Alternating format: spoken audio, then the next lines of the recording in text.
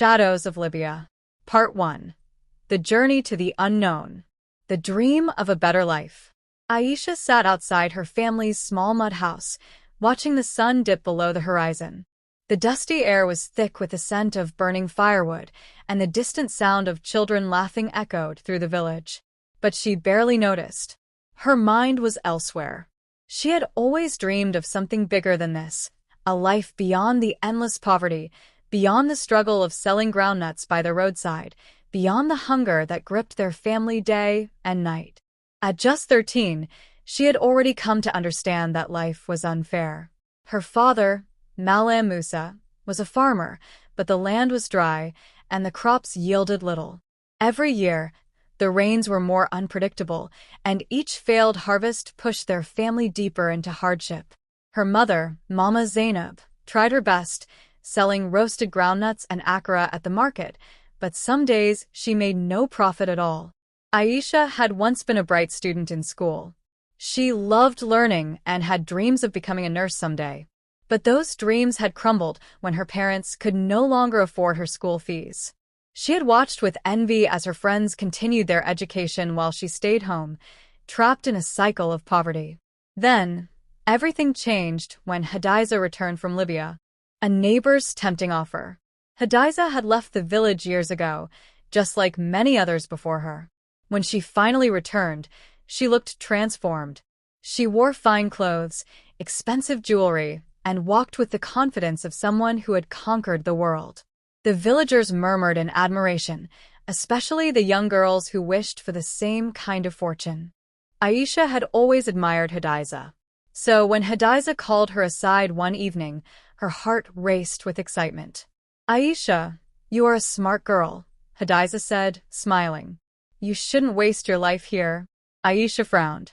"But what can I do? My father won't even let me go back to school." Hadiza leaned in closer. "I know someone who can help you.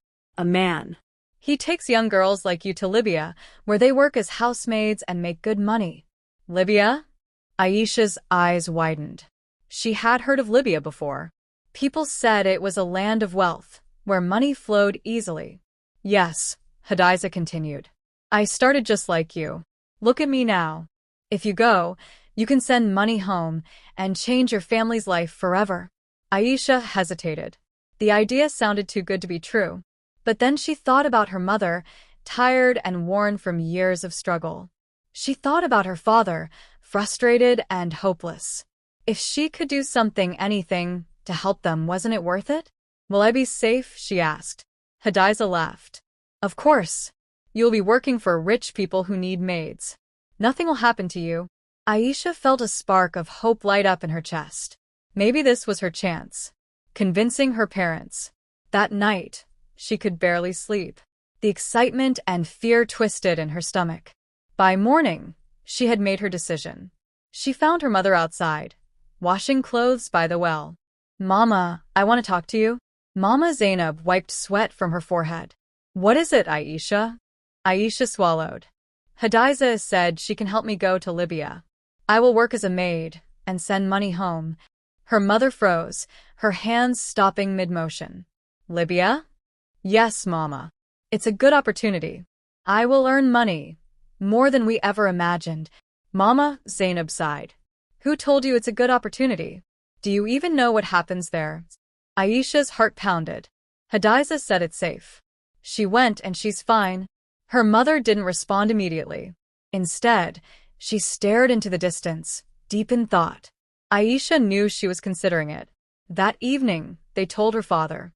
The reaction was worse than she expected. "Over my dead body." Malam Musa roared.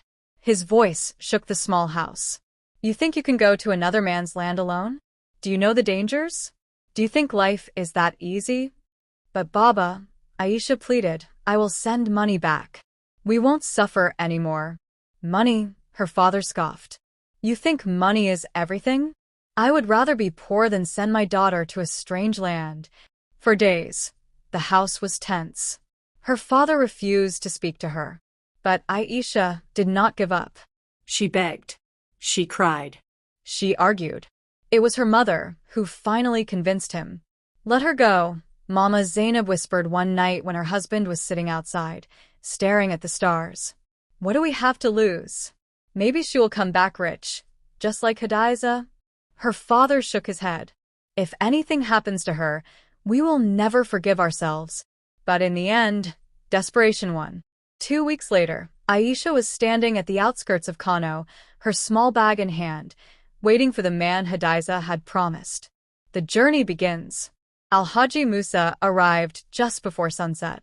He was a tall, bearded man dressed in flowing robes. His eyes were cold, unreadable. Something about him made Aisha uneasy, but she brushed the feeling aside. "You must be Aisha," he said, barely glancing at her. "Come, we are leaving." There was no time for long goodbyes. Aisha hugged her mother tightly, her heart heavy with emotion. "Be careful," Mama Zainab whispered, her eyes glistening with unshed tears. "I will, Mama. I promise." The bus was packed with other girls, all looking just as nervous as she felt. Some of them were older, some younger. They sat quietly, their faces filled with uncertainty. The road stretched endlessly, dusty and bumpy. They traveled for hours, stopping only for short breaks. By the time they reached Agadez, Niger, Aisha was exhausted. But this was only the beginning. For days, they were crammed into a small, dirty house in Agadez, waiting. The heat was unbearable. Food was scarce. Some of the girls fell sick. Then came the desert journey. They were loaded onto the back of an open truck like animals. The sun blazed mercilessly, burning their skin. The sandstorm came suddenly, stinging their faces and making it hard to breathe.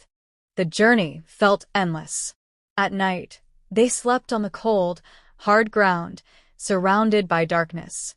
Some girls whispered about the dangers, stories of people dying in the desert, of bandits attacking travelers, of girls being sold. Aisha's fear grew, but she held on to hope.